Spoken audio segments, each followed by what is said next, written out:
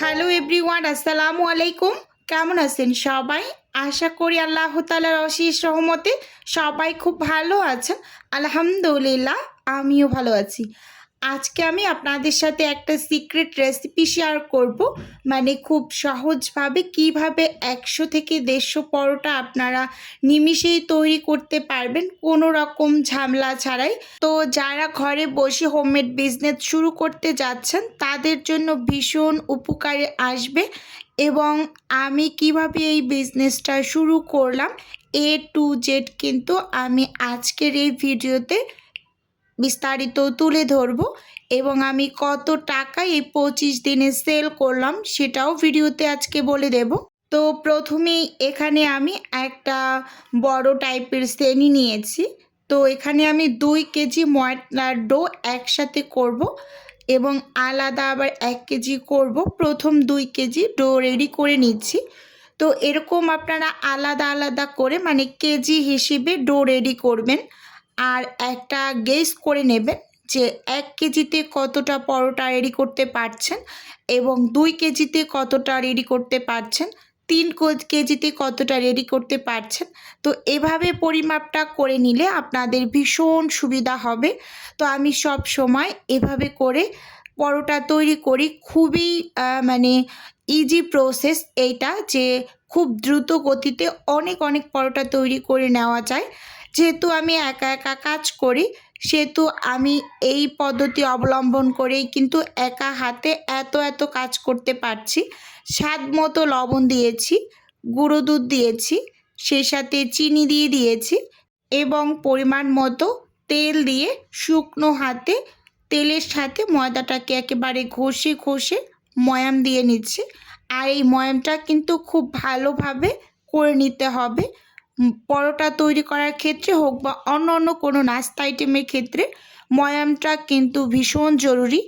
এই যে এখানে আমি গরম পানি করে নিয়েছি, গরম পানি দিয়ে আমি ডোটা রেডি করি। আমার অর্ডারের যত পরোটা আমি রেডি করি সব সময় পরোটার ডোটা গরম পানি দিয়েই মানে রেডি করে নেই।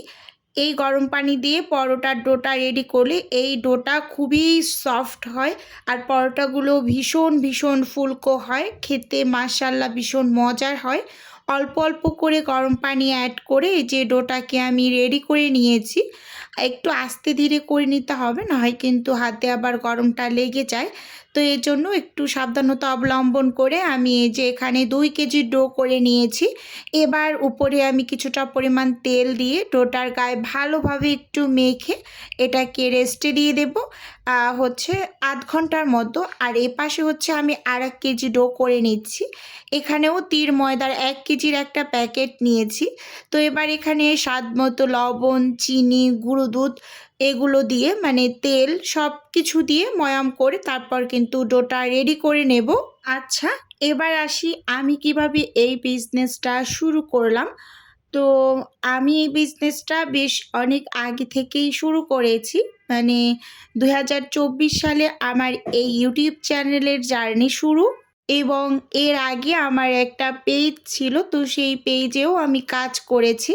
কিন্তু আমার সেখান থেকে একটু বের হতে হয়েছে, যেহেতু আমার বেবিরা খুবই ছোট ছিল। তো সেখানে আমি রেগুলার মেনটেন করে কাজ করতে পারছিলাম না। তো বেবিরা একটু বড় হয়ে যাওয়ার পর কিন্তু আমি হচ্ছে এই চ্যানেলে কাজ করা শুরু করেছি।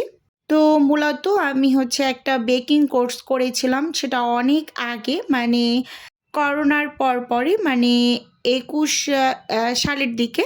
তো সেই বেকিং ক্লাসটাও কিন্তু আমি খুব বেশি দিন করতে পারিনি, মানে কন্টিনিউ করতে পারিনি খুব বেশি দিন। তো তারপর আমি অসুস্থ হয়ে গিয়েছিলাম, মানে আমার দ্বিতীয় বেবি হয়েছে। তো দ্বিতীয় বেবিটা হয়েছে ২০২২ সালে। তো ওই ১-১.৫ বছর পর আমি ২৪-এ হচ্ছে একটা ইউটিউব চ্যানেল খুলেছি। তো এই ইউটিউব চ্যানেল থেকে আমি টুকটাক রান্নার ভিডিও করতাম। আর আমার যেহেতু এগুলোর একটু কাজ শেখা ছিল মোটামুটি পর্যায়ে, তো আমি এই টাইপের নাস্তা পানিরও হচ্ছে ভিডিও আপলোড করতাম। আবার আমি অফলাইনে কিছু খাবার ডেলিভারি করতাম। তো এরকম করেই আমার এই বিজনেসটা মূলত শুরু হয়েছে। তো যাই হোক, আমি কিন্তু ফার্স্ট টাইম রুটি, পরোটা, চিকেন, সমোসা এগুলো দিয়েই আস্তে শুরু করেছি। তো অনেক আপুদেরই কিন্তু এই কোশ্চেনটা খুবই বেশি ছিল যে আপু কীভাবে শুরু করেছিলেন আপনার এই বিজনেসটা। তো আজকে কিন্তু আমি একটু শেয়ার করে দিলাম যে আসলে আমার জার্নিটা প্রথমে কেমন ছিল। তো যাই হোক, কথা বলতে বলতে এখানে কিন্তু আমি ডো রেডি করে নিয়েছি। তো এবার ডোগুলোকে আমি একটু মেখে এখান থেকে লেচি বের করে নেব। দুইটাই কিন্তু অফ স্ক্রিনে করেছি এই কাজগুলো কথা বলতে বলতে। তো এখন এই যে মেজারমেন্ট করে নিচ্ছি। তো সব সময় এরকম করে মেজারমেন্ট করে নেবেন আপনারা যারা নতুন উদ্যোক্তা আপুরা আছেন। তো তাদের বলছি যে রুটি, পরোটা বা অন্য যে কোনো আইটেম আপনি রেডি করেন না কেন, তো সব কিছুই একটু মেজারমেন্ট করে নেবেন। যেহেতু এগুলো আপনি আ মানে অর্ডারের জন্য রেডি করছেন, তো অবশ্যই আপনাকে একটা মেজারমেন্ট ঠিক করে নিতে হবে। যাই হোক, এই যে এখানে হচ্ছে আমি 1/3 কাপের যে মেজারমেন্ট কাপটা থাকে, তো ওই কাপটা দিয়ে হচ্ছে আমি সবসময় মেজারমেন্ট করে নিই।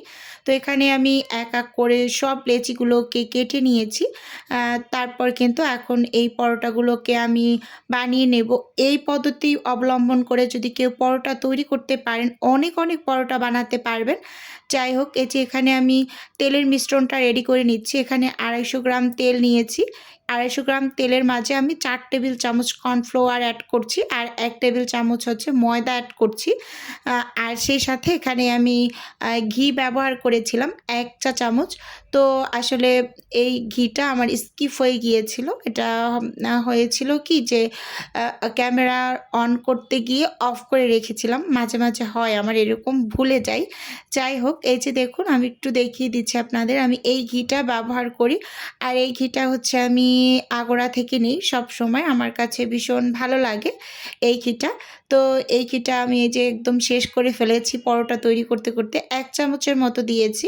এবার এটাকে সাইডে রেখে আমি হচ্ছে পরোটাগুলোকে বানিয়ে নেব। এখানে হচ্ছে আমি একটা লেচি নিয়েছি। তো এবার উপর থেকে শুকনো ময়দা ছিটিয়ে একেবারে পাতলা করে রুটিটাকে বেলে নিতে হবে। প্রথম পর্যায়ে রুটিটা অবশ্যই খুব পাতলা করে বেলে নেবেন। তারপর তেল কর্নফ্লাওয়ারের মিশ্রণ দিয়ে ভাঁজ করে তারপর এক করে সবগুলোকে আগে বেলে তারপর হচ্ছে একটু রেস্টে দিয়ে দেবেন। মানে প্রথমগুলো বেলে রেস্টে রাখার প্রয়োজন হয় না। মানে শেষেরগুলো বেলতে প্রথমগুলো বেশ ভালোই রেস্ট পেয়ে যায় এরকম আরকি।